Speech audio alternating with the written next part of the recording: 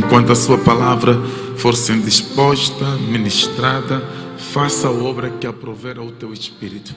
Tudo ao que o teu nome não ajunta, seja espalhado, derrubado, destruído, queimado, vencido, no poderoso nome de Jesus. Fala aos nossos ouvidos, e tributos de honras, glória, louvor e toda adoração nós demos a Ti, porque Teu é o reino, poder e glória para sempre. Amém. Graças a Deus.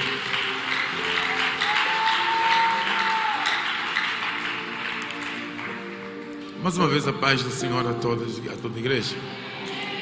Queridos, Paulo está na Macedônia quando escreve essa carta, está na sua terceira viagem missionária.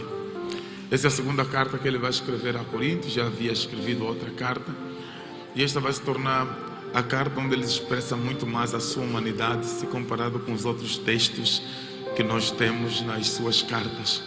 Paulo, nessa carta, ele vai falar muito de suas experiências e vai apelar muito aos irmãos, a sua resistência por conta das experiências que ele teve. Isso começa já no capítulo números 4, Paulo fala primeiro que nós somos como vasos, e ele fala que vasos carregando algo de muito valor por dentro. E depois ele explica que em todas as coisas nós somos atribulados, mas nós não somos destruídos. Nós somos perseguidos, mas não somos vencidos. E ele dá continuidade falando sobre o tema. Então, essa carta, Paulo tem como objetivo também fortalecer os irmãos, mas passar algumas experiências pessoais. Por exemplo, nós quando olhamos para o capítulo de números 12 desta carta do apóstolo Paulo, ele fala de uma experiência pessoal que ele teve. E ele coloca-se na terceira pessoa. Ele diz que eu conheço um homem em Cristo, se foi dentro do corpo ou fora do corpo, não sei, mas eu sei que foi arrebatado até o terceiro céu e vi coisas inefáveis, o qual não compete a um homem expor. E depois ele fala que este homem, vivendo em fraqueza, solicitou a Deus para que removesse o espinho que ele tinha na carne e também para que o Deus lhe livrasse de uma situação que ele estava a enfrentar. E ele disse que por 3 vezes eu orei e ouvi Deus dizendo que a minha graça te basta. E ele fala, de um deste aí eu posso me gloriar, mas não de mim mesmo. Então ele fala de sua própria experiência. Ele fala daquilo também que ele viveu, daquilo que ele enfrentou.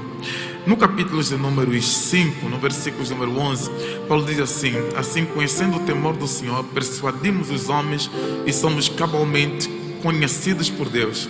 E espero que também a vossa consciência nos reconheça. Aqui Paulo está a apelar outra vez, portanto, o zelo do seu apostolado, como ele era zeloso no seu apostolado, e ele diz: Deus tem o meu reconhecimento, ou melhor, o Senhor me reconheceu. E claro, também persuadidos pelos homens, ele diz, espero também o vosso reconhecimento. E ele diz que não nos recomendamos novamente a vós outros, pelo contrário, damos-vos ensejo de vos gloriardes por causa, ou da nossa causa, para que tenhais que responder aos que gloriam na aparência e não no coração. Então aqui Paulo expõe muito daquilo que ele vive, muito daquilo que ele enfrenta, e depois também apela aos irmãos para que possam permanecer em Cristo Jesus. Tanto que no versículo de número 17 do capítulo 5, já é do capítulo anterior, ele diz assim: e se alguém estiver em Cristo Jesus, nova criatura é, as coisas velhas já passaram e tudo se fez novo. Falando e apelando de fato à necessidade da transformação, outra vez trazendo aqui as suas próprias experiências. Quando chega no capítulo, ou melhor, no versículo de número 18, Paulo traz um tema que não encontraremos com muita facilidade nos outros textos da carta do apóstolo Paulo. Na verdade, ele traz uma doutrina, a doutrina da reconciliação. E ele diz assim: olha, tudo provém de Deus, que nos reconciliou consigo mesmo por meio de Jesus Cristo e nos deu o ministério da reconciliação, a saber que Deus estava em Cristo, reconciliado o mundo consigo e não imputando aos homens as suas transgressões, e nos confiou a palavra da reconciliação. Aqui Paulo começa a explicar, eu já disse aqui em várias oportunidades, que nós quando vimos o Evangelho é um quadro pintado, é como a sala de apresentação, os 4 evangelhos, né?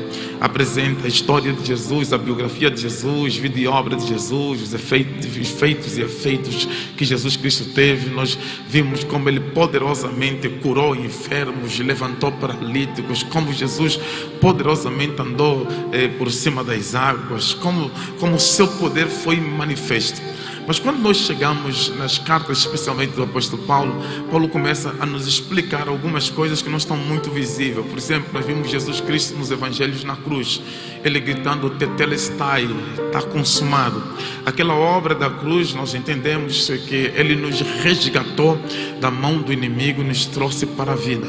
Agora, Paulo sistematicamente explica-nos como isso de fato aconteceu, e ele começa a dar nome às coisas para que nós possamos compreender, ter uma amplitude maior do ato de Jesus Cristo. E aqui ele trata da reconciliação. Então Paulo tenta nos dizer, nos explicar que todos nós pecamos e estamos destituídos da glória de Deus. Não existe nenhuma reconciliação entre nós e Deus. Estamos todos à parte, cada um no seu caminho, nós em trevas. Quando ele escreve em Efésios, ele fala também sobre isso. Nós que outrora andávamos segundo o curso deste mundo, segundo o príncipe da potestade nos ares, que éramos levados de acordo aos nossos desejos, que fala dessa separação. Isaías, no capítulo de número 59, ele fala de como os nossos pecados separaram-nos de Deus. Ele diz que as mãos do Senhor não estão encurtadas para que não possa abençoar, muito menos seus ouvidos agravados, os seus olhos tapados, mas os nossos pecados criam separação entre nós e o nosso Deus. Ou seja, a Bíblia fala que o pecado afastou completamente o homem de Deus. Então Paulo fala que era necessário haver uma reconciliação, e ele começa a explicar aqui alguns elementos importantes. Ele explica quem é o autor dessa reconciliação, ele explica quem foi o executor dessa reconciliação, ele explica qual é a oferta dessa reconciliação, ele explica qual é o efeito dessa reconciliação, e depois ele explica quais são os perigos ou a atenção que nós precisamos ter para não perder essa reconciliação. Tudo aqui no texto que nós acabamos de fazer a leitura, que eu quero que os irmãos acompanhem-nos nesse texto. Ele começa no versículo 18 dizendo: ora, tudo provém de Deus, que nos reconciliou consigo mesmo por meio de Cristo. Então a primeira resposta que ele dá é: quem é o autor dessa reconciliação? Ele aponta Deus. Ele diz: tudo provém de Deus, que nos reconciliou com Cristo Jesus. Quem é o autor é Deus. E aqui para mim um tanto quanto estranho, aqui exponho a minha humanidade, porque está subjacente aqui o facto da iniciativa não ser daquele que errou, mas a iniciativa de ser daquele que está certo. Ou seja, normalmente quem comete erro é que deve procurar aquele a quem ele feriu. Quem normalmente tropeça é que procura aquele a quem ele cometeu o delito, o erro, o pecado. Nesse contexto parece que está trocado. Ou seja, não fomos nós que fomos atrás dele, mas foi ele que decidiu vir a nós atrás.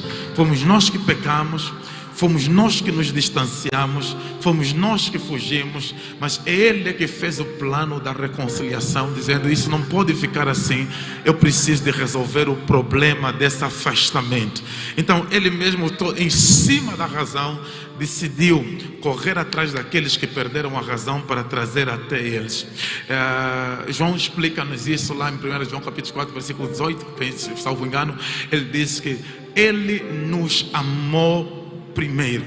Jesus Cristo explica isso lá em João, quando ele disse: não é vocês que me escolheram, mas fui eu que vos escolhi, fui eu que vos enviei, fui eu que vos nomeei, para que vocês deem fruto e o vosso fruto permaneça. Aqui me foi lembrado do filho pródigo. A Bíblia diz que o filho pródigo saiu. Embora nós vimos no texto, a Bíblia diz que o filho pródigo disse: levantar-me-ei e irei ter com meu pai, e direi para o pai: pai, pequei contra o céu, pequei contra ti, já não sou digno de ser chamado seu filho. Mas nós vimos o pai saindo da sua casa sem perceber sequer que o filho vinha, esperava o filho todos os dias a ver se o filho chegasse. A Bíblia diz que o pai viu o filho de longe, e a Bíblia diz que enquanto o filho estava de longe, ela ainda não tinha estado com o filho, mas já estava a preparar as condições para receber o filho. Mata o bezerro cevado, prepara o banho para ele, prepara a veste para ele, prepara as sandálias para ele, prepara o anel para ele, porque este meu filho, ele estava morto e reviveu, tinha se perdido e foi achado. É o pai se reconciliando com ele, trazendo ele para casa, dizendo que o que você fez, o que você cometeu não tem mais peso nenhum. Eu vou te receber como filho dentro desta casa. E a Bíblia Sagrada diz que o pai o chamou, o abraçou. Enquanto ele falava, o pai nem quis ouvir o que ele tem a dizer. Ele dizia: pai, eu pequei contra o céu, pequei contra ti, já não sou digno de ser chamado seu filho. Ele disse: mata logo o bezerro, porque vamos fazer esta festa, porque esse filho tinha se perdido e foi achado. É Deus que é o autor da reconciliação. A reconciliação com ele, porque ele teve a iniciativa, ele que decidiu abraçar e reconciliar. Graças a Deus que o pai teve um plano de salvação para os seus filhos, para que os filhos não se perdessem. Eu vou dizer para alguém que está aqui: o inimigo não terá chance na sua vida, porque o plano não nasceu no inferno, o plano nasceu nos céus, e foi o pai que planejou todas as coisas para a glória do nome do Senhor Jesus.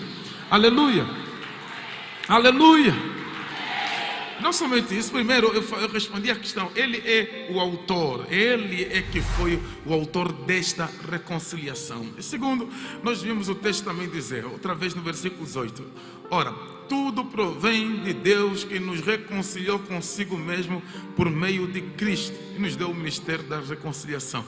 Ele diz: a saber que Deus estava em Cristo, reconciliando consigo o mundo. Aqui nós temos a resposta.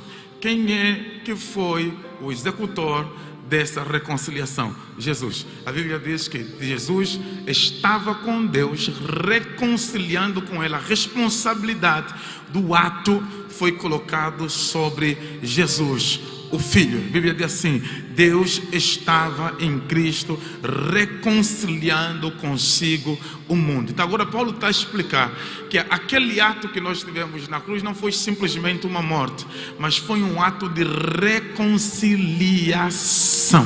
Aquilo aí é o mundo se achegando a Deus, são as pessoas se achegando a Deus. Não é o sangue somente que estava a ser derramado, mas eram as pessoas que estavam na mão do diabo, que estavam a ser retiradas da mão do diabo para vir no controle de Deus. Era o Deus que estava a dizer para este mundo: eu tenho esperança nele, eu vou resgatar eles, apesar deles terem cometido o pecado, todavia eu tinha um plano de reconciliação, e o plano de reconciliação agora está em prática. Venham todos para mim.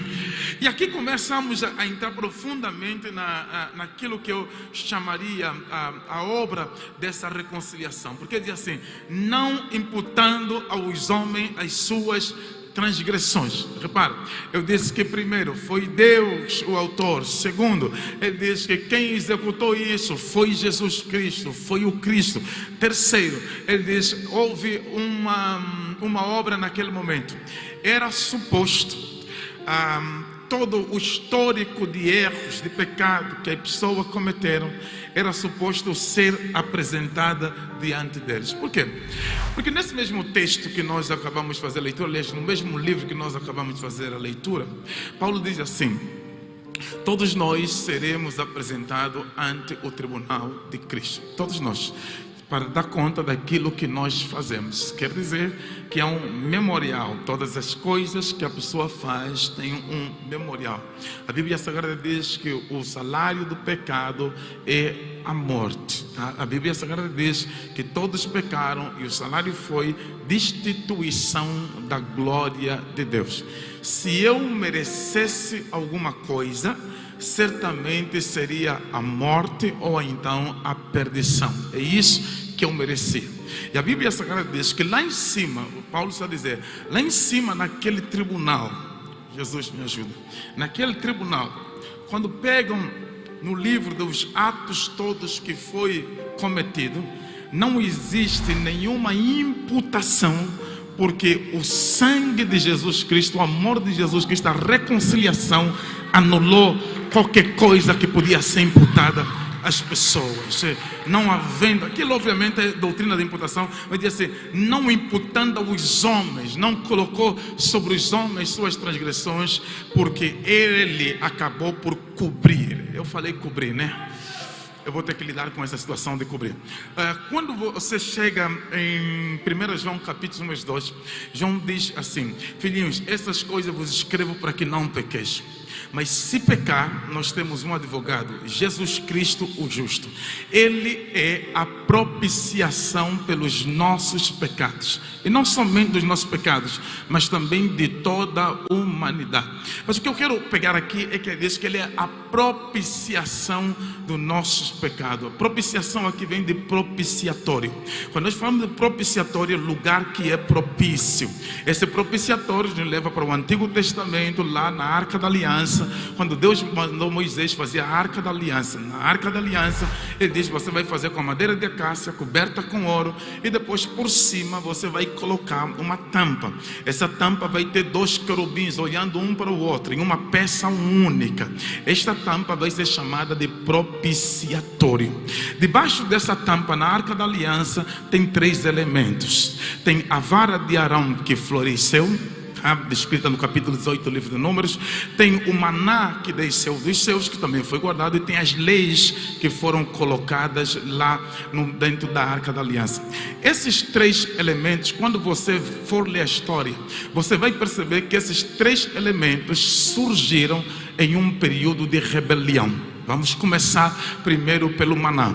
O povo estava no deserto clamando porque tinha fome, rebelando-se contra Moisés. A Bíblia diz que Moisés orou e Deus disse para ele: Moisés, eu vou resolver o problema. Amanhã eu vou mandar pão para toda a gente, ou melhor, comida para toda a gente.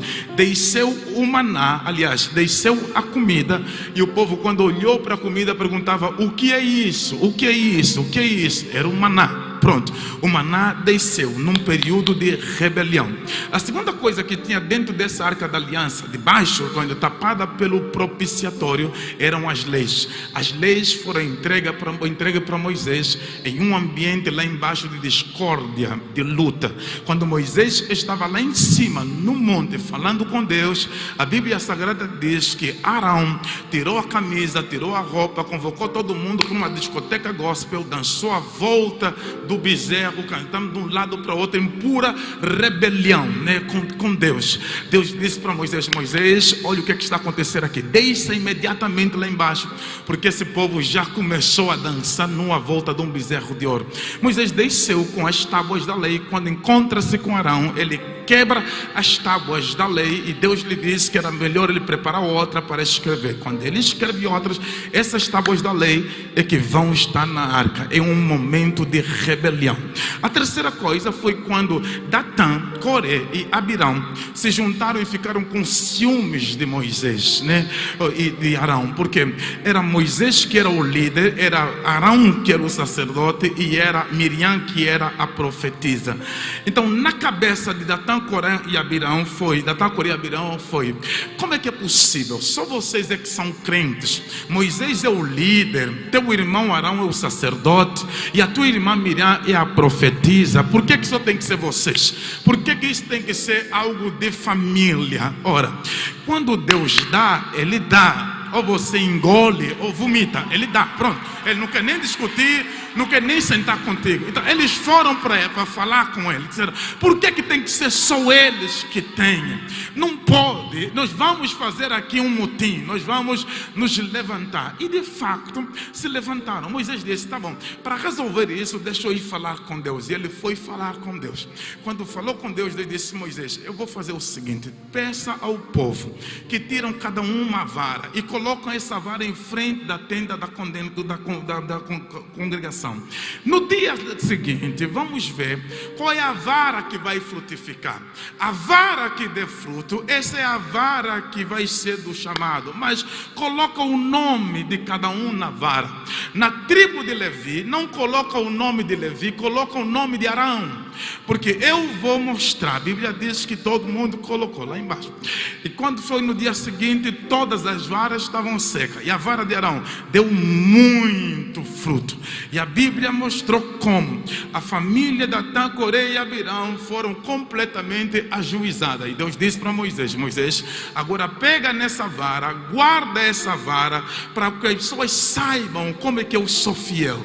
E essa vara que veio no meio da rebelião, que está dentro da Arca da Aliança. Então esses três elementos, eles surgiram em um período de rebelião. E Deus disse: coloca dentro da Arca da Aliança. Aí o Senhor vai ordenar Moisés, quando foi entrar para fazer a oferta pelos pecados de toda a nação, é importante no dia da expiação levares o sangue, é claro, do cordeiro. E quando chegares lá em cima do propiciatório, coloca o sangue no propiciatório. E eu vou responder descendo por cima do propiciatório com a Shekinah.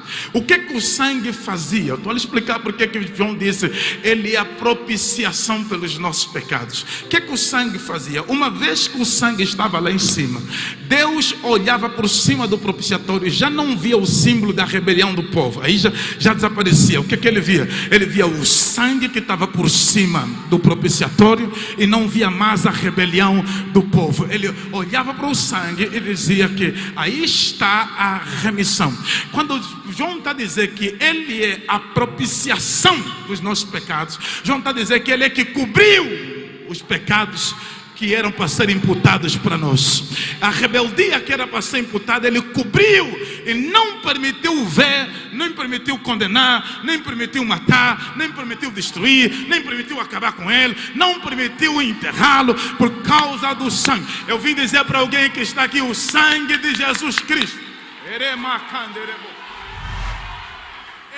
é a propiciação. Se não tivesse o sangue aí em cima, era imputado os erros, era imputado os pecados, era a destruição iminente. Mas o sangue de Jesus Cristo desceu e cobriu. Eu vou repetir isso mais uma vez: o diabo perdeu a oportunidade de matar, porque o sangue de Jesus cobriu, o sangue de Jesus cobriu, o sangue de Jesus cobriu. Aleluia! Ele é a propiciação pelos nossos pecados. E não somente isso, mas também de toda a humanidade. Ele é a tampa e o sangue está por cima. Ele fez um sacrifício propício, ele propiciou o sacrifício, tudo ficou resolvido. Então, por essa razão, ele diz assim: a base para essa reconciliação foi o sangue, foi a morte de cruz. A base para estarmos reconciliados é porque ele não imputou. Por que ele não imputou? Porque todos nós merecíamos. Ele decidiu: eu não vou imputar nada. Faz lembrar uma parábola dos 10.000 talentos. Salvo engano, em Mateus capítulo números 18, versículos 35 e seguinte, que Jesus Cristo conta acerca de um homem que ele deu 10.000, ou melhor, havia entregue para ele 10.000 talentos, ou devia 10.000 talentos. Ele chamou o homem e o perdoou os 10.000 talentos. Se você pensar acerca dessa parábola, você vai perceber o seguinte: um único talento era equivalente a 35 quilos de ouro, e era equivalente a 16 anos de trabalho. Então, o homem que devia, não devia um talento, ele devia 10.000 talentos. que significa que ele podia trabalhar a vida inteira e nunca pagaria aquela dívida. Ele poderia buscar o que quisesse, jamais pagaria aquela dívida. Mas o rei dele, que olhando para ele, percebeu que ele não tem capacidade de pagar, disse para ele: eu vou te perdoar esta dívida. Eu deixo, aleluia. Eu preciso falar isso para alguém que está aqui. Você precisa sair daqui com a sua mente leve, de que o Senhor lhe livrou para a glória do seu nome. Eu vou pagar essa dívida, eu vou perdoar essa dívida. Você não precisa se preocupar com os 10.000 talentos, porque hoje eu te livro. Eu estou a tentar dizer que nós não tínhamos condições de pagar a dívida diante de Jesus. Igreja, eu vou repetir isso. Isso aqui precisa de entrar na sua mente. Nós não tínhamos condições de pagar a dívida. Se fôssemos cobrar a dívida, era a nossa própria vida. É por essa razão que o diabo tinha a nossa vida nas nossas mãos. Jesus, ou melhor, Paulo diz que nós andávamos segundo o curso deste mundo, segundo o príncipe da potestade nos ares. Mas Jesus, que olhou para a dívida, disse: eu vou pagar esta dívida e nunca mais o inimigo vai lhe cobrar. Eu não quero saber qual é o valor da dívida, eu vou lhe dar. Ele não tem condições de pagar, mas o meu sangue paga. Já, aliás, Pedro disse: não foi com coisas corruptíveis que nós fomos resgatados da nossa vã maneira de viver, mas foi com o precioso sangue de Jesus. Aleluia. Não tinha como pagar a dívida, mas ele perdoou a dívida. Ora, agora aqui está a questão. Se ele não me imputou, essa dívida tem que ser imputada a alguém. Se ele não me imputou, quem é que vai ficar com essa dívida? O próprio texto responde. Vamos lá no texto. A Bíblia diz assim no versículo 21: aquele que não conheceu o pecado, ele fez o quê? O fez pecado por nós. Para quê? Para que nele fôssemos feitos justiça de Deus. Então tinha que ser imputado a alguém. Ele diz: eu recebo isso. Tinha que ser imputado a mim. E ele diz: eu vou ficar com esse peso. Eu vou receber isso. Porque Deus é justo. Eu preciso dizer isso. A justiça de Deus é poderosa. O que eu estou a tentar dizer? Se pecou, vai pagar pelo pecado que cometeu. Deus diz assim: pecou, o salário do pecado é a morte. Acabou, não tem conversa, não tem negociação. Errou, vai pagar. Não tem como você fazer cunha, burlar. Não, errou, paga. E Deus, sendo justo, o seu sentimento é: se você pecou, eu não vou burlar, eu vou ter que te imputar. A menos que eu impute para alguém que assuma a tua dívida. Se aparecer alguém que assuma a sua dívida, eu imputo ela. Mas agora você pecou, você vai ter que pagar. Então aparece Jesus e diz: coloca aqui. Pronto. Fica resolvido. Eu fico com essa dívida. E você sabe que tem gente que não gosta. Eu vou falar agora mesmo. Você sabe que tem gente que não gosta. A vida não é dele, mas está preocupado com a tua vida. Oh Jesus, eu preciso te falar isso. Oh, glórias ao nome do Senhor Jesus. Não está acontecendo na sua vida, mas está preocupado com o que está acontecendo na vida do outro.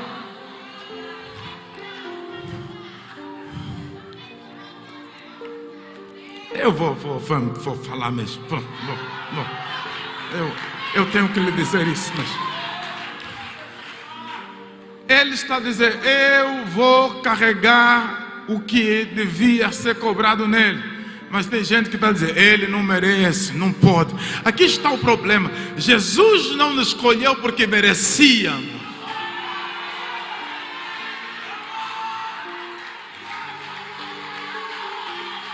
O contrário é verdadeiro. Ele nos escolheu mesmo porque nós não merecemos. Se você procurar mérito, não vai ser possível. Se você procurar razão, não vai ser possível. Se você procurar justificação, não vai ser possível. Por quê? Porque é graça. I'm feeling.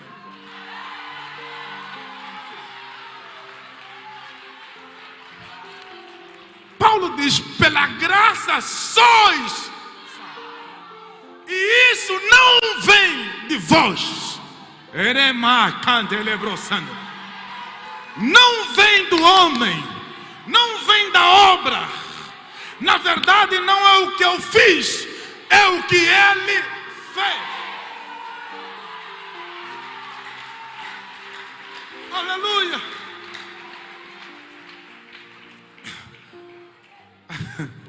Mas tem um diabo que acredita assim, não merece. Oh, glórias ao nome de Jesus Cristo. Não pode. Lá tem um Satanás que diz, eu não aceito largar. Lá tem um Satanás que diz, essa família me foi entregue.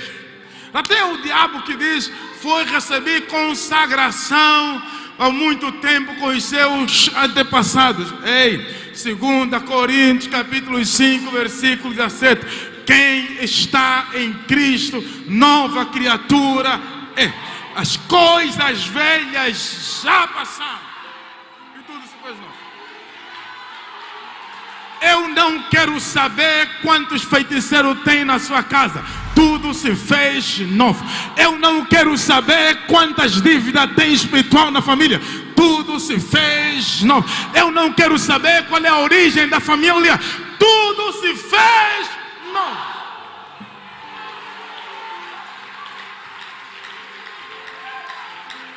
Ele me reconciliou com o Pai.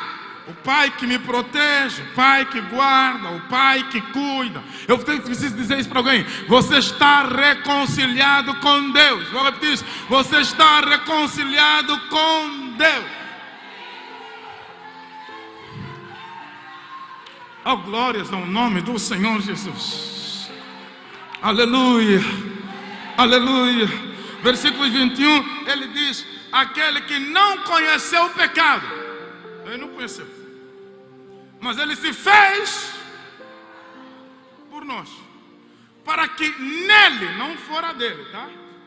Porque fora dele não tem vida. Pode ter sobrevivência, mas não consegue viver. Porque fora dele não tem caminho. Só nele é que tem caminho. Porque fora dele não tem pastagem, só nele é que tem pastagem. Porque fora dele não tem como matar a sede, só nele é que se mata a sede. Porque fora dele não tem salvação. Pastor, mas Maomé, não. É em Jesus somente. Mas pastor, tem outros meios para você chegar. Pode chegar, é tudo beco, labirinto, vai te fazer perder. O único caminho é Jesus.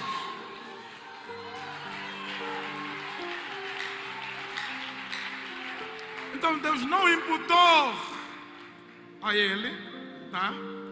Ou melhor a nós, mas imputou a quem? A Jesus. Oh, glórias a Deus. Em Colossenses capítulo 2, versículos 14, a Bíblia diz assim: o que aconteceu? Paulo explica aí o que aconteceu. Nós vimos simplesmente Jesus Cristo aí na cruz, sendo crucificado. Paulo diz assim: deixa eu explicar o que aconteceu naquela cruz enquanto ele estava crucificado, o sangue estava jorrando. Aí ele escreve Colossenses capítulo 2, versículo 14, ele diz assim: tendo cancelado o escrito da dívida. Vou repetir: tendo cancelado o escrito da dívida, ou a cédula de todas as nossas dívidas. E ele diz que era contra nós e que constava ordenanças, o qual nos era prejudicial. Removeu inteiramente e cravou na cruz. Vou repetir isso: colocou na cruz. Quer saber da nossa dívida? Olha na cruz.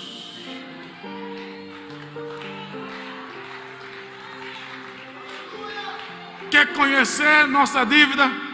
Olha na cruz. E quando ele fez na cruz, Paulo diz assim: não ficou só para riscar a dívida. Não pensa que é só isso. Porque naquele momento também ele estava a despojar os principados, as potestades. E não foi em segredo, publicamente. Não foi escondido, foi aos olhos de toda a gente. Não foi guardado em um quartinho, não. Publicamente ele os despojou. O que eu estou tentando dizer para ti? A vitória não foi secreta. Somebody help me. Foi pública. A Bíblia diz que ele diz assim: triunfando deles na cruz. Então, na cruz, naquela cruz, o que é que estava a acontecer? Minha reconciliação com ele. Paulo, inclusive, coloca aqui no final também a doutrina da justificação, misturando, colocando a doutrina da justificação dentro da reconciliação, e diz: nos fez justiça de Deus. Então, o que é que Paulo está explicando nesse texto? Paulo diz assim: Deus é o autor da reconciliação, Jesus é o executor da reconciliação, e o sacrifício de Jesus Cristo é a autoridade, é a legalidade, é a base legal que sustenta a reconciliação. Isso é ótimo, isso é lindo, aleluia. Pai, o autor, o Filho foi quem executou. Agora o sacrifício na cruz foi que deu a legalidade. Está aqui, se você quiser ver a ordenança, olha lá na cruz, fica resolvido. Só que depois vem a oferta, versículo número 20. Escuta isso. Tudo isso tem um objetivo, não somente me livrar do pecado, me dar a vida eterna, mas ele diz assim: agora ele vai trabalhar em vocês. No versículos 20 ele diz assim, escuta isso: de sorte que somos embaixadores em nome de Jesus Cristo. Oh, glórias a Deus. Se isso não mexe contigo, você precisa ir mais profundo na Bíblia Sagrada. Embaixador não depende da lei do país que ele está.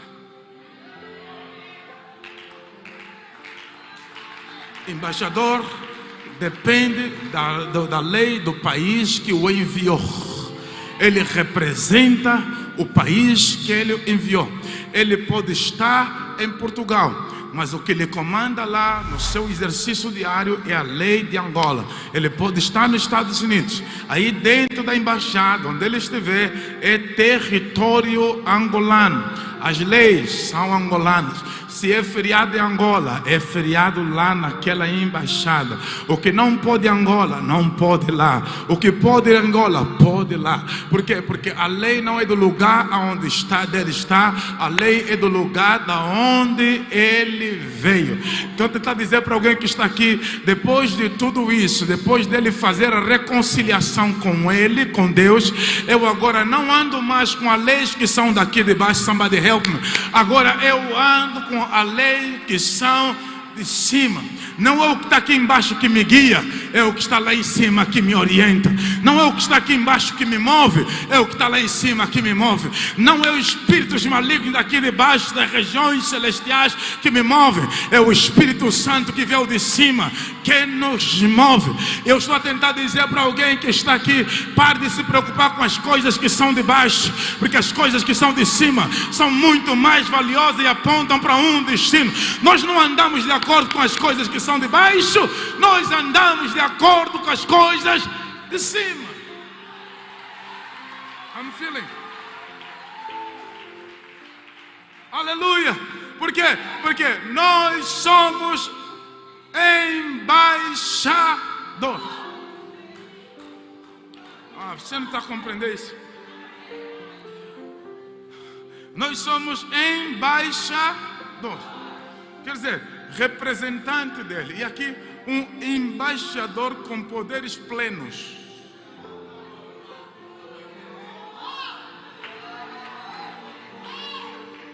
É embaixador plenipotenciário, investido de poder. Recomandará brocender, capaz de representar os seus. Aonde ele chega, os céus chegar. Paulo diz: se vocês tiverem dúvida, vós sois a carta aberta de Cristo. Aonde você chega, está escrito.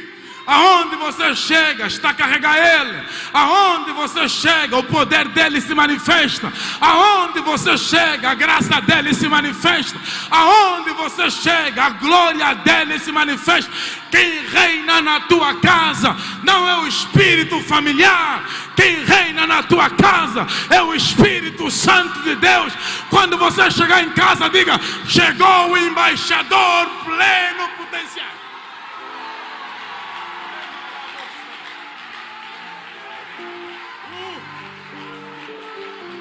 Chegou quem representa Ele.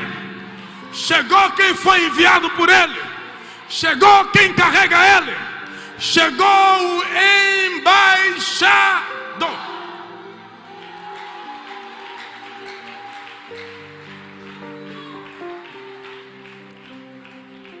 E ele diz embaixador em nome de Cristo. Porque você ser embaixador tem que ser embaixador em nome de alguém. Você tem que representar alguém. Ele disse: nós somos embaixador em nome de Cristo. Oh, glórias ao nome do Senhor Jesus.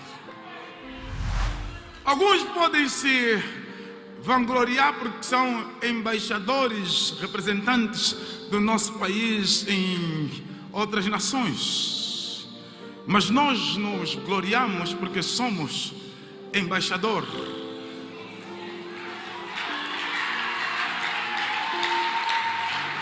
Amassai calabros. Emion demais cerebras. E o decreto da ordem é forte. O decreto da ordem é poderoso. O decreto da ordem não deixa dúvida. Porque o decreto da ordem tem o seguinte conteúdo: esses sinais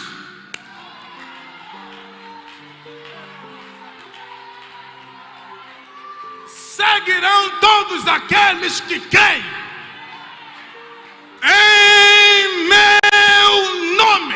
Vou repetir isso: em meu nome. Repito mais uma vez para estremecer Satanás: em meu nome.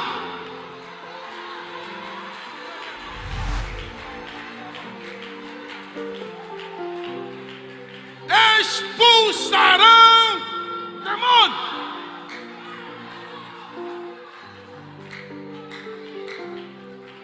Curarão os enfermos.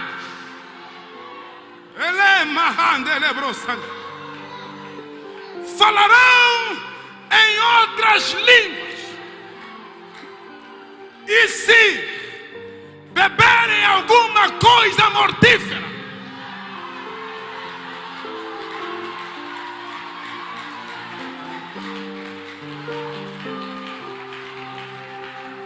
João capítulo de número 14, versículos de número 12, Jesus Cristo disse: e farão as mesmas obras que eu faço.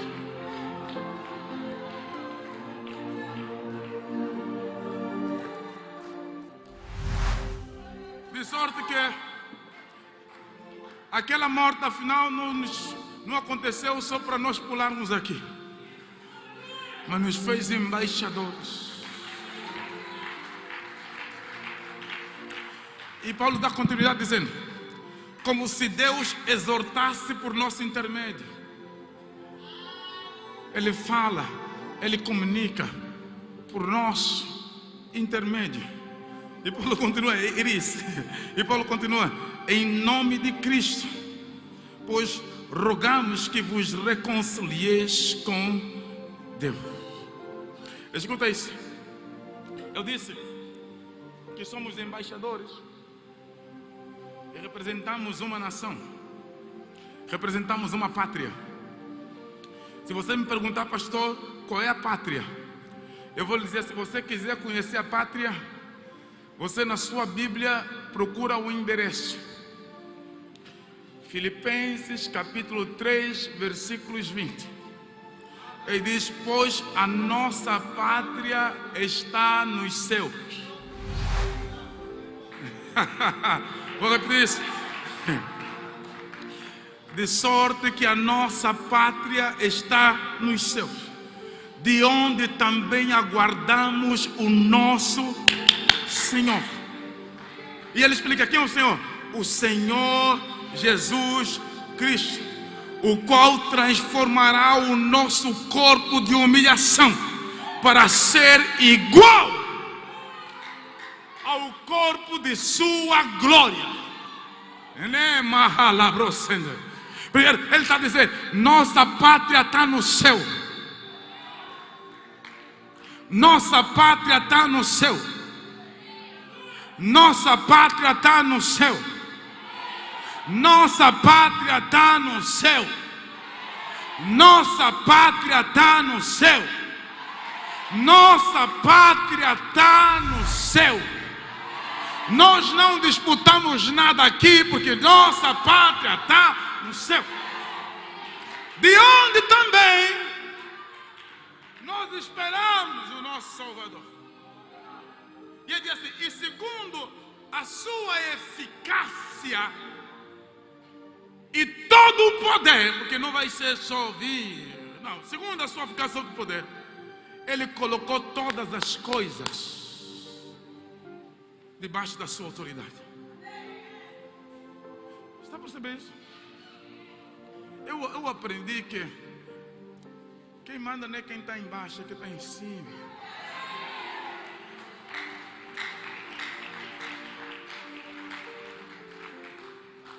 Nossa pátria não está embaixo, está em cima.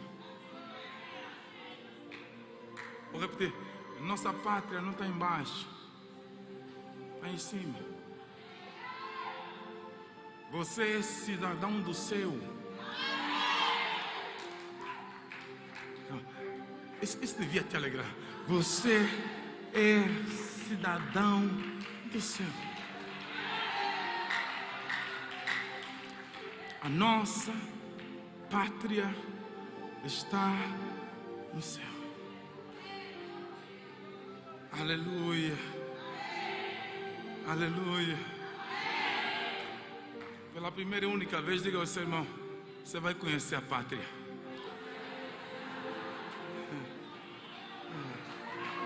Ela está no céu.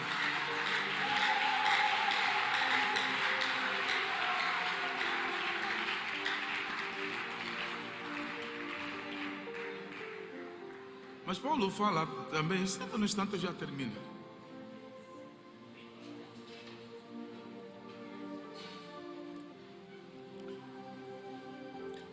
No capítulo 6, Paulo começa a nos falar de alguns perigos que precisamos atentar, especialmente para nós não perdermos essa reconciliação. No capítulo 6, versículo 1, ele diz assim: e nós, na qualidade de cooperadores com Ele, também vos exortamos a que não recebais em vão a graça de Deus. Pode dizer assim: escuta, não desvaloriza a graça de Deus.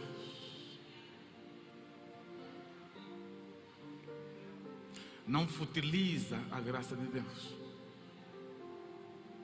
Nós vos exortamos, como cooperadores com Ele, que não recebais em vão.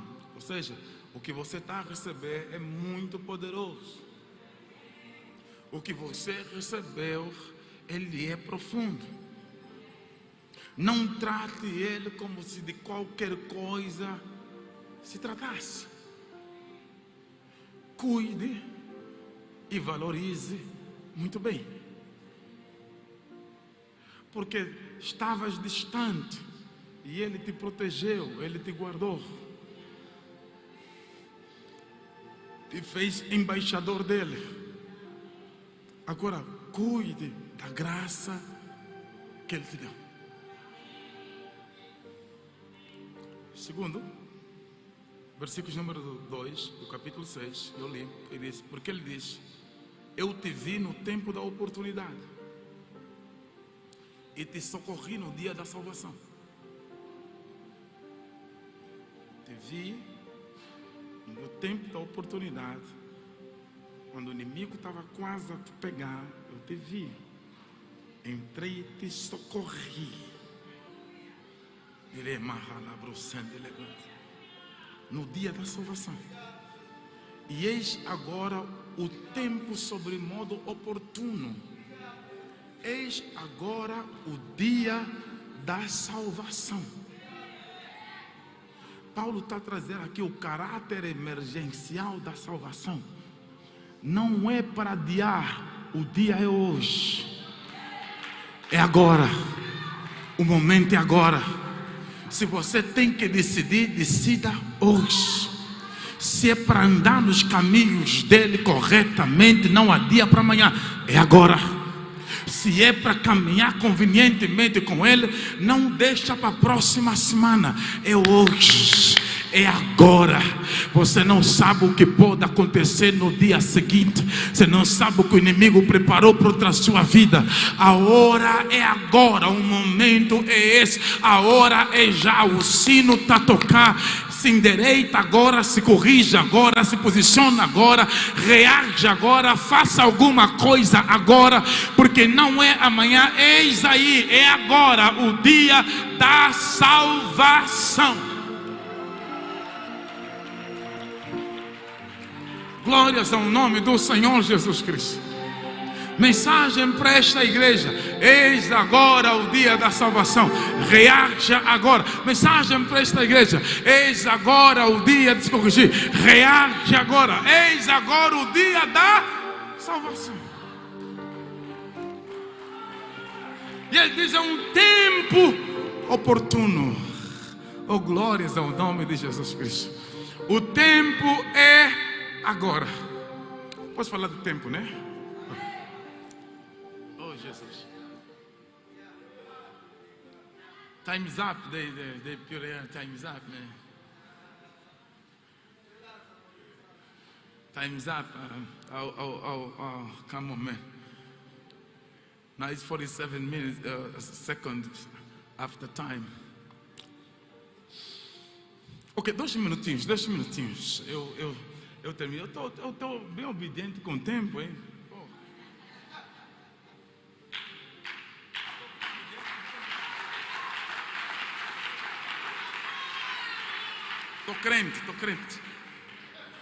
Estou crente.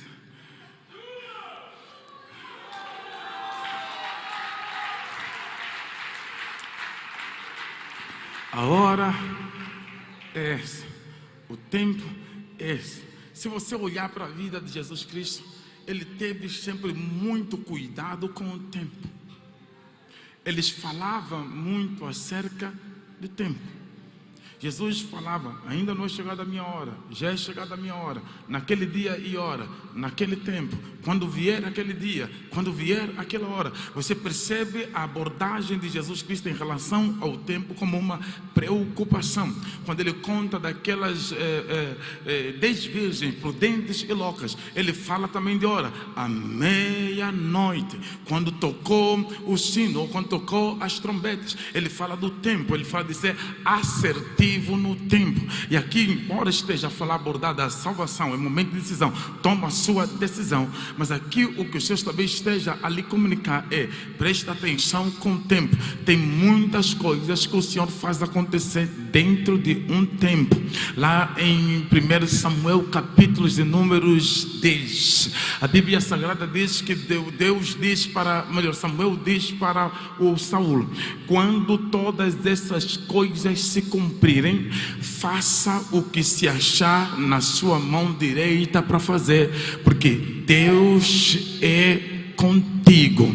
Porque quando chegou o teu tempo, faça, porque Deus é contigo. Posso profetizar para alguém que está aqui? Talvez esse culto seja para anunciar um tempo na sua vida. Talvez esse culto seja também para falar declaradamente que um tempo poderá se abrir na sua vida e na sua casa. Estou a dizer no nome do Senhor Jesus. Eu não sei o que você está à espera, mas eu quero deixar uma palavra profética. Deus é contigo para este tempo. Se você tem alguma coisa para fazer, eu quero que você traga agora a memória em oração, para que você faça dentro de um tempo, em o nome do Senhor Jesus Cristo. Nós oramos também em março, né? Em março nós oramos para que algumas coisas acontecessem. Então deixa eu orar no nome do Senhor Jesus Cristo. Estou declarando no nome de Jesus Cristo que todas as coisas preparadas para a sua vida, para o mês de março, que o tempo se cumpra e se realize em nome do Senhor Jesus Cristo. Eu profetizo em nome do Senhor Jesus que o teu tempo vai te facilitar. Eu disse isso, o teu tempo vai te facilitar. Repito isso, quando chega o tempo te facilita. Em o nome do Senhor Jesus, age na autoridade, porque você precisa tomar decisões para a tua salvação. Mas olhe para algumas coisas que necessitam de acontecer na sua vida. Em o nome do Senhor Jesus Cristo, se algum sinal estava à espera, se espera de algum sinal da parte de Deus, eu profetizo em o nome de Jesus. É tempo, é tempo, é tempo, é tempo, é tempo, é tempo, é tempo, é tempo, é tempo, é tempo. Quem pode levantar as suas mãos em oração, levanta a sua voz, ore em nome do Senhor Jesus Cristo. Ore em nome do Senhor Jesus, aleluia. Em o nome do Senhor Jesus, levanta as suas mãos, ore, ore, ore, ore, ore, ore, ore, ore, ore. Levanta as suas mãos, diga: Senhor Jesus,